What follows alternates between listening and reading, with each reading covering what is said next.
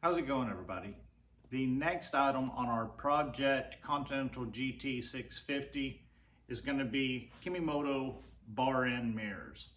Another YouTube channel had used these on their build of a Royal Enfield, and they looked really good. They looked easy to install. I apologize, I cannot remember which channel it was, but they gave me the idea to use these. These are very economical. They cost in the neighborhood of $35 to $40 delivered, depending on where you get them. So let me bring you down. We'll have a close look at the mirrors, and then we'll go through the install process on installing them onto the Continental GT650 from Royal Enfield. This is what the box looks like that they come in. Made in China. See part number there, FCBEM008. Good looking box, nice and sturdy. I did already cut this, so inside you'll find your instructions.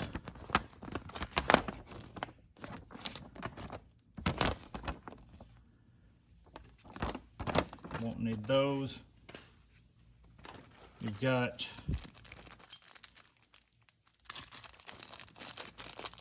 your Allen key,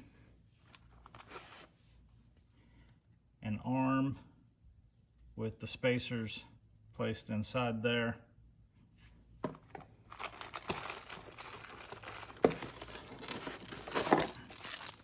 One of the mirrors themselves.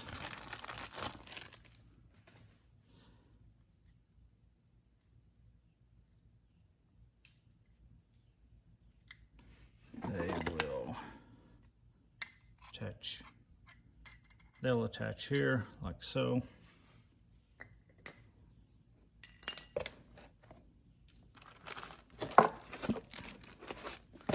This is their bar ends for installation. And that's it. You get the same thing for the other side. Another mirror.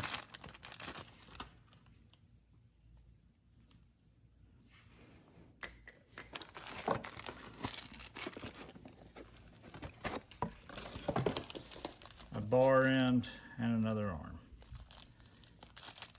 So that's a look at all the parts. Let's look at how we put this together and put it on the bike. You'll need to have something that can grip this silver part on the end. I used a pair of vice grips with a piece of thick cloth wrapped around the silver. This little end cap here, you need to be able to support it when you break the bolt free.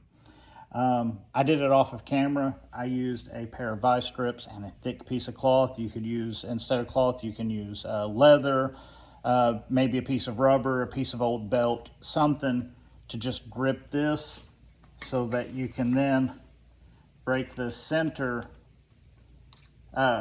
bolt free. And then once you break it free, the whole thing will just spin off real quick and easy.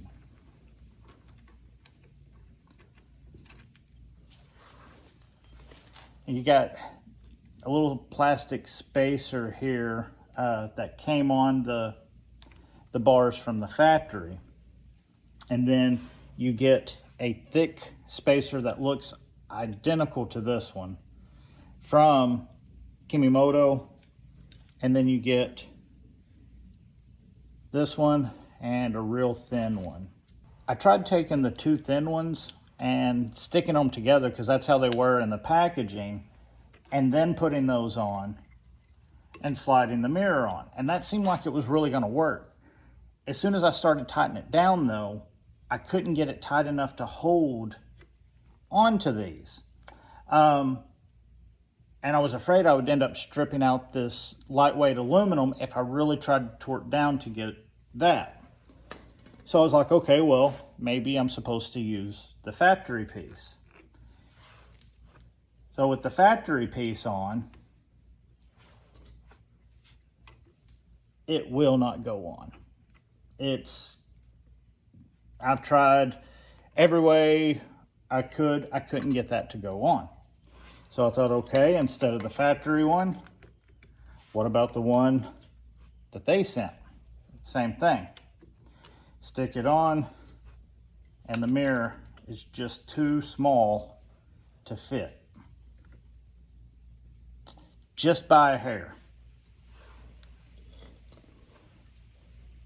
So I'm either going to need to sand this down just a little bit, or I'm going to have to take something like some tape, electrical tape, something like that to go around this one after it's installed to give it just a little bit more thickness.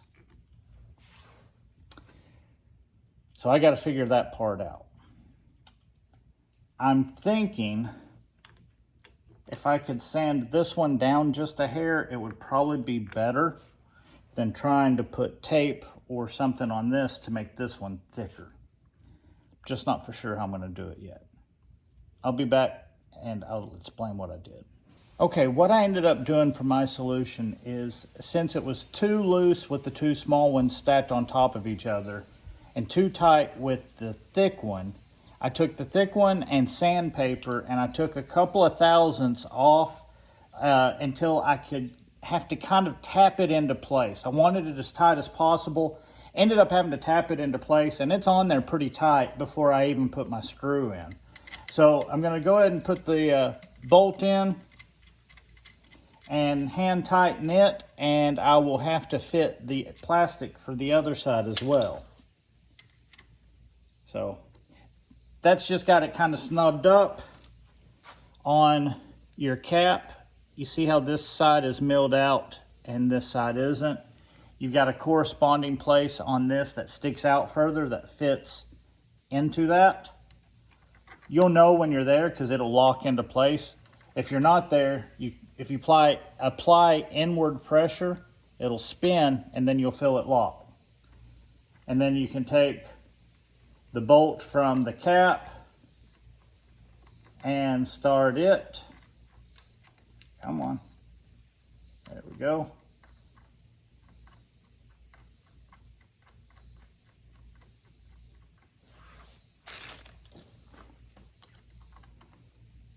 And I'm not going to snug it down until I get the mirror in place exactly where I want, but just finger tight there, finger tight there. Okay, so now I'm going to go to the other side and take the thick spacer, sand it down, knock a couple of thousandths off of it, and we'll install the mirror on the other side. On this side, you'll want to do the same thing. You want something to hold on to your bar end cap so that you can break this bolt free. And then you'll want to slide your mirror and mount onto the bar. The thing is on your accelerator side, you need to make for sure that you don't go all the way tight against your accelerator. If you do, it'll be really hard to pull, and you'll risk it sticking when you mean for it to let off. So make for sure you can slide your accelerator around like that. I'm on the end. Once again, you've got your machined in, and you've got a machined in here that matches up to that.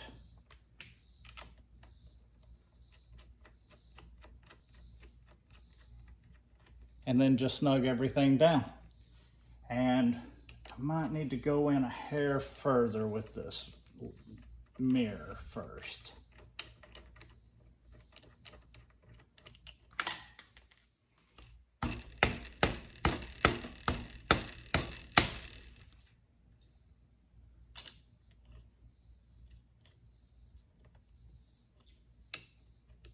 There we go. Still got plenty of room.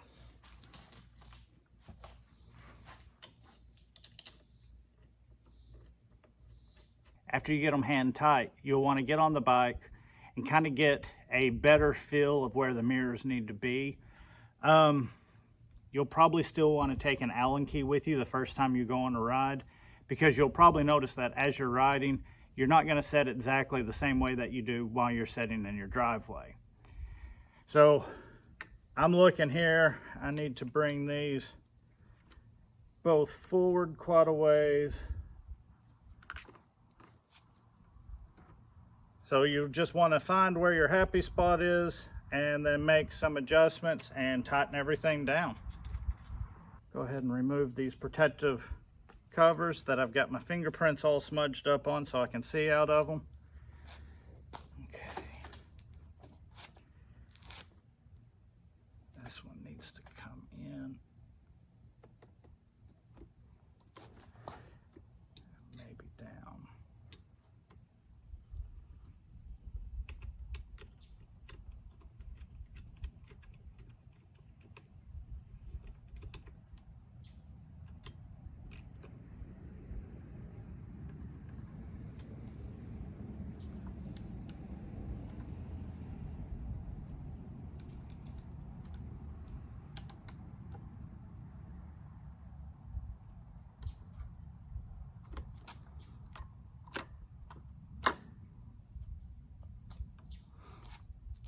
And that has it. That is a rough fitment of them. I can see behind me okay. I do need to actually get out on the road and do the final adjustments. So I will let you have a look at what the bike looks like now, and then I'm gonna go do my final adjustments. So as you can see, these give it much more of that cafe racer look versus the big Mickey Mouse mirrors that were on it. Looks really good. I think it really adds to the look, especially with that seat. I mean, that is the quintessential cafe racer right there. I think it looks awesome. So now I just got to take it out, do a final adjustment on my mirrors, make my final tight here, here, and here on each side to make for sure that they're not going to go anywhere. Right there. Right there, and right there. So there you go. Pretty much straightforward install, other than the fact that I had to change the outside diameter of those spacers. Pretty straightforward other than that. And this one did not come with caps for the old one, so I'll have to get some caps for where the old mirrors went. But there you go. Very, very nice. Love the way that it looks. It just really adds to it. Thank you for watching. We'll see you next time.